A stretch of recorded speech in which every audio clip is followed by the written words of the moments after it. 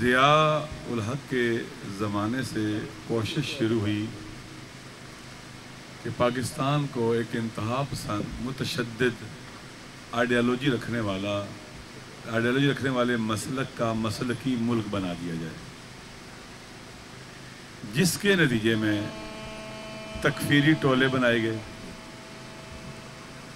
پھر افغان جہاد کے نام پر اور کشمیر جہاد کے نام پر مسلح جتھے تیار کیے گئے، لشکر بنے، تکفیر بھی شروع ہوئی اس ملک کے اندر، اور مسلح لشکر بنا کر مسلحانہ کارروائیاں بھی شروع ہوئیں۔ سب سے پہلے جن کی تکفیر شروع کی گئی ریاستی سرپرستی میں وہ اہل تشیع تھے، اور سب سے پہلے جن کی ٹارگٹ کلنگ شروع کی گئی وہ بھی اہل تشیع تھے۔ یہ سلسلہ شروع ہوا، ہماری پاک آرمی سے نعرہ حیدری ختم کر دیا گیا۔ کیوں؟ اسی ضیائی سوچ کو آگے بڑھانے کے لیے مخصوص مسلک کے ملاؤں کو انڈکٹ کیا گیا ہمارے عسکری اداروں کے اندر، اسی آئیڈیالوجی کو پروان چڑھانے کے لیے۔ یہ سلسلہ آگے بڑھتا چلا گیا، پھر ہمارے ساتھ ساتھ اہل سنت بریلویوں کے اوپر بھی حملے شروع ہو گئے، ان کی تکفیر بھی شروع ہو گئی، مزاروں اور درباروں پر حملے شروع ہو گئے، اور اس کے بعد کرسچن منارٹیز میں سے کرسچن کے چرچز پر حملے شروع، مندروں پر حملے شروع، پھر بازاروں میں، گلی کوچوں میں، مارکیٹس میں حملے شروع، اسکولوں پر۔ یہ جو آگ جلائی گئی تھی، جس کا سب سے پہلے جس پہ ہمیں نشانے پہ رکھا گیا، وہ آگے بڑھتی چلی گئی اور اوروں کو بھی جلانا شروع کیا اس نے۔ پھر جی ایچ کیو کے اوپر حملہ، میران بیس پر اٹیک، کامرا بیس پر اٹیک، یہ سلسلہ بڑھتا چلا گیا۔ پورے ملک کے اندر نسل کشی ہوتی رہی ہماری بھی، ہمیں بسوں سے اتار کر مارا گیا، شناختی کارڈ دیکھ کر مارا گیا۔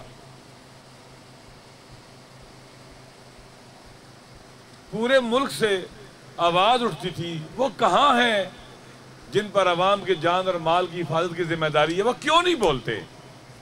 وہ ان کے خلاف کیوں نہیں اقدام کرتے؟ ٹس سے مس نہیں ہوتے تھے۔ ہم نے احتجاج شروع کیے، مکتب تشیع کے پیروکاروں نے۔ اگر ہم سڑکوں پر نہ نکلتے تو ایک مرگ بار سکوت ہوتا اس معاشرے پر اور تکفیریت کا غلبہ ہوتا۔ مختلف شکلوں میں اس کا مقابلہ ہوتا رہا، مختلف شکلوں میں۔ جعفری الائنس کی شکل میں کراچی سے شروع ہوتا ہے، شیعہ ایکشن کمیٹی کی شکل میں ہوتا ہے، مختلف شکلوں میں اس کا مقابلہ ہوتا رہا۔ بیداری کی آواز اٹھائی جاتی رہی اور دشمنوں کے خلاف فریاد بلند ہوتی رہی۔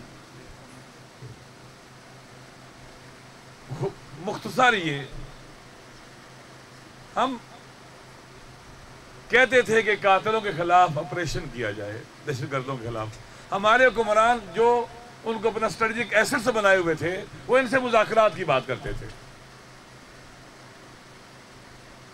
ہم کہتے تھے کہ دہشت گردوں کے خلاف آپریشن ہونا چاہیے، یہ اس کی کوئی لاجک نہیں ہے، اس کی کوئی قانونی، اخلاقی، شرعی حیثیت نہیں ہے ان مذاکرات کی، یہ بیس لیس ہے۔ لیکن جب ناکام ہو گئے اس ناسور کے مقابلے میں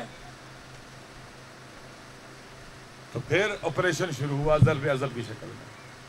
ہمیں امید تھی کہ اب ان دہشت گردوں کے خلاف نیشنل ایکشن پلان بھی بن گیا، ان کے سہولت کاروں مائنڈ سیٹ کے خلاف کارروائی ہوگی اور ان کو انڈر پریشر لا کر ان کی طاقت کو توڑا جائے گا،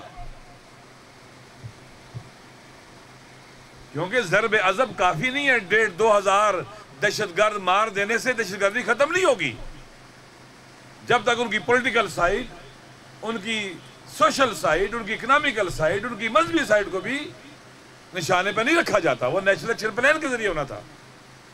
ہوا کیا؟ جو عدم تحفظ کا شکار تھے، احساس تھا کہ اب عدم تحفظ والی کیفیت سے ہم باہر نکلیں گے. لیکن اس کے برعکس ہونا شروع ہو گیا. نیشنل ایکشن پلان ڈائیورٹ ہو گیا. ریاستی اداروں کے اندر موجود کالی بیڑوں اور ہمارے سیاستدانوں نے اس کو ڈائیورٹ کر کے ضرب اعظم کی پشت پہ خنجر مار دیا.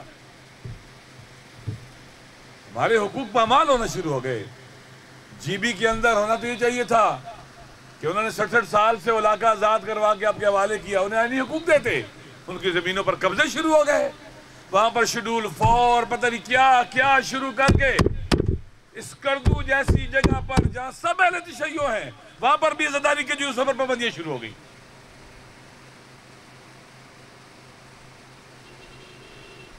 پاڑا چنار کی سرزمین دہشت گردوں سے لڑ کر انہیں محفوظ رکھی. انہیں میڈل دینے چاہیے تھے بہادری و شجاعت کے. وہ کام جو دہشت گرد نہیں کر سکے. ریاستی سرپرستی میں اسٹریٹجک زمینوں کے اوپر جو بالش کھیل کی انتہائی اہمیت کی سوکل جیشی اہمیت کی حامل ہیں ان پر ان لوگوں کو قبضہ کروایا جا رہا ہے جو طالبانی مائنڈ سیٹ رکھتے ہیں. پھر 3 شعبان کو جب ان کے مہمانوں کو نہیں آنے دیا گیا جشن منا رہے سڑک پر آ کے بیٹھے ان کو گولیاں مار کے مار دیا گیا. شیلنگ کر سکتے تھے بات کر سکتے تھے. اتنی جرأت. زخمی کیا گیا پھر ان کو گرفتار کیا گیا لوگوں کو پھر مارتے تھے کہ تم قبول کرو اپنے بندوں کو تم نے خود گولیاں ماری ہیں. پھر خیبر پختونخوا پشاور دیے خان کوارڈ اور بنوپورا اور بالخصوص پشاور پر دیے خان مقتل. حکمرانوں کو یہ توفیق نہیں کہ جا کے ہمدردی کا اظہار کرے بلکہ وہاں پر بھی آزاداروں کے خلاف ظلم شروع ہو گیا. پشاور کے خیبر پختونخوا کے اندر بھی یہ نیشنل ایکشن پلان پر عمل ہو رہا ہے. دہشت گردوں کو نہیں روکتے تکفیریوں کو نہیں روکتے. پھر آ جائے پنجاب نیشنل ایکشن پلان کے تحت وہ کام جو دہشت گرد نہیں کر سکے جو ٹارگٹ کلنگ کے ذریعے نہیں کر سکے خودکش حملوں کے ذریعے نہیں کر سکے. نیشنل ایکشن پلان کے تحت ہماری آزاداری کو وہ محدود کرنا چاہتے تھے. دہشت گرد نہیں کر سکے. آزاداری کو محدود کرنے کے لیے نیشنل ایکشن پلان کو استعمال کیا گیا. ہزاروں بے گناہ آزاداروں کے اوپر مظلوم غریبوں کے اوپر پرچے FIR کاٹی گئیں. یہ نیشنل ایکشن پلان ہے. ایک صوبے سے دوسرے صوبے کے خطبہ پر پابندی ضلع سے دوسرے ضلع پر پابندی. تکفیریوں کو اجازت وہ مظاہرے کریں وہ کفر کے نعرے لگائیں جو کرے پوچھنا نہیں ان کو. یہ ظلم شروع ہو گیا نیشنل ایکشن پلان کے تحت پنجاب کے اندر.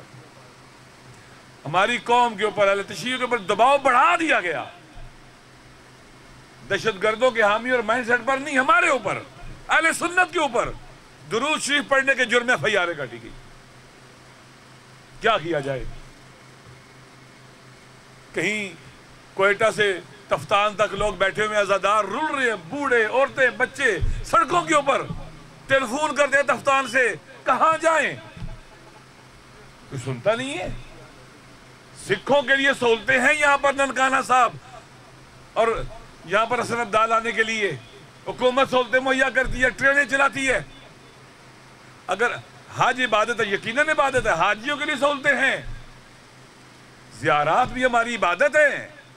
اس کے لیے کیوں حکومت فیسیلیٹیٹ نہیں کرتی. کیا خاموش رہ جائے.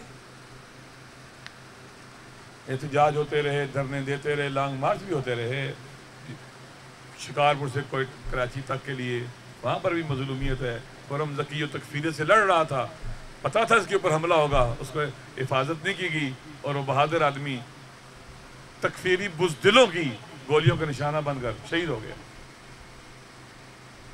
لہٰذا ہم یہاں بیٹھے ہیں کہ نیشنل ایکشن پلان ڈائیورٹ ہو گیا ہوا ہے. جی بی کے اندر زمینوں پر قبضے کرنا بند اور لوگوں کو زمینوں کی واپس کرو. بالش کھیل کا سلسلہ ختم کرو. انکوائری کمیشن بناؤ.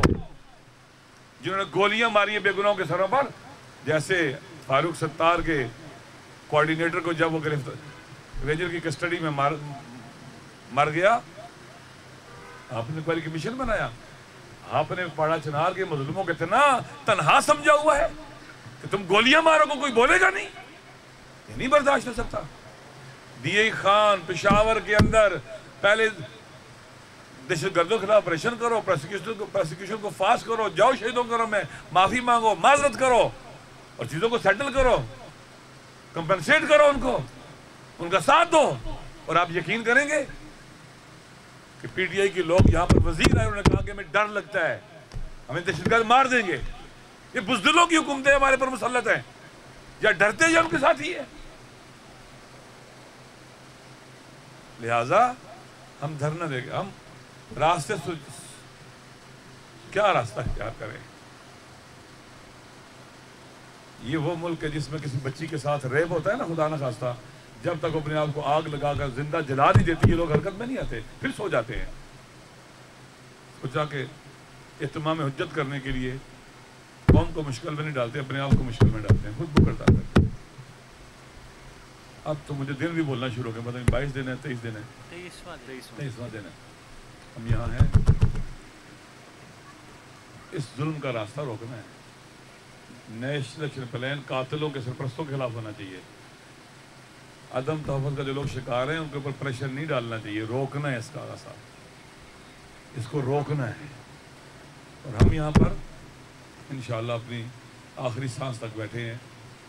میں اپنے ان بزرگوں کا شکریہ ادا کرتا ہوں جنہوں نے مجھے پیغام بھیجا کہ ہم آپ کو فیس سیونگ دینے کے لیے آتے ہیں، 15-20 بزرگ آتے ہیں اور آپ کو اٹھا کے لے جاتے ہیں۔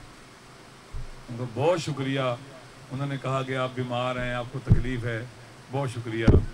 مجھے تکلیف بے شک ہوں، میری قوم کی اگر تکلیف میں تھوڑی سی بھی کمی آ جائے تو وہ مجھے زیادہ عزیز ہے، اپنے آپ کو مصیبت میں ڈالنا کوئی مسئلہ نہیں ہے۔ لہٰذا ہم اس کاز کے لیے بیٹھے ہیں کہ چیزیں اپنی صحیح ڈائریکشن کی طرف جائیں، اس کے لیے ہمیں جدوجہد کرنی پڑے گی۔ آپ سب کا شکریہ، آپ تشریف لائے، ہمیں جدوجہد کرنی ہے۔ میں ایک بات آخری جملہ کہتا ہوں، دیکھو یہ ایک لڑائی ہے، اس کے مختلف مارکے ہیں۔ مثلا پاکستان بارڈر ہے نا، کشمیر ایک محاذ ہے، چونڈا ایک محاذ ہے سیالکوٹ کا، باگا کا ایک محاذ ہے، راجستھان کا ایک محاذ ہے۔ ممکن ہے ہم کشمیر محاذ پر فتح حاصل کر لیں تو چونڈا محاذ کی بھی لڑائی باقی ہے، واگا محاذ کی لڑائی باقی ہے، اگلے محاذ کی لڑائی باقی ہے، ٹھیک ہے؟ لہٰذا یہ ظالموں اور یزیدوں کے ساتھ لڑائی ختم ہونے والی نہیں ہے، یہ مسلسل جاری رہنے والی ہے۔ ہماری ڈیوٹی کیا کہ ان کے لیے میدان کو خالی نہ چھوڑا جائے۔ ہم نے ایک بات اور ذہن میں آگے کہہ دیتا ہوں، دیکھیں 80,000 شہید ہیں پاکستان میں، کہتے ہیں بیچ میں سے کہتے ہیں 20,000 کے کچھ اوپر اہل تشیع ہیں، تو 10-15,000 ہمارے فوجی بھائی شہید ہیں، باقی اکثریت اہل سنت کی ہے یا نہیں ہے؟ ان کو کوئی نام لیتا ہے اہل سنت شہیدوں کا؟ ان کو کوئی وارث ہے؟ کیونکہ وہ بولے نہیں ہیں، وہ چپ رہے ہیں۔ آج پاکستان پورے کے اندر آپ کو لوگ کیا کہتے ہیں؟ آپ مظلوم ہیں۔ اپوزیشن کی ساری پارٹیاں یا ایک آدمی رہتی ہے، وہ بھی آنے والی ہیں، مسلم نان مسلم آئے آپ کے ساتھ کھڑے ہوئے ہیں۔ انشاءاللہ ہم نے کربلا سے یہ سیکھا ہے عزاداری کے ذریعے۔ یزید چاہتا تھا کربلا والوں کی شہادتیں فراموش ہو جائیں، عزاداری کے ذریعے ہم نے شہادت فراموش نہیں ہونے دی۔ یزید چاہتا تھا ان کی مظلومیت ان کے جنازوں کے ساتھ دفن کر دیا جائے، ان کی مظلومیت بھی فراموش ہونے نہیں دی۔ اور پاکستان کی سرزمین پر بھی ہم نے اپنے شہیدوں کو بھی فراموش نہیں ہونے دیا، ان کی مظلومیت کو بھی نہیں دفن ہونے دیا، اس کو زندہ رکھا۔ اور اسی طاقت سے، شہادت اور مظلومیت کی طاقت سے 1400 سال سے یزیدوں سے لڑتے ہوئے یہاں پہنچے ہیں، اور آگے بھی انشاءاللہ اسی طاقت سے بڑھیں گے اور انہیں رسوا کریں گے۔ شکریہ۔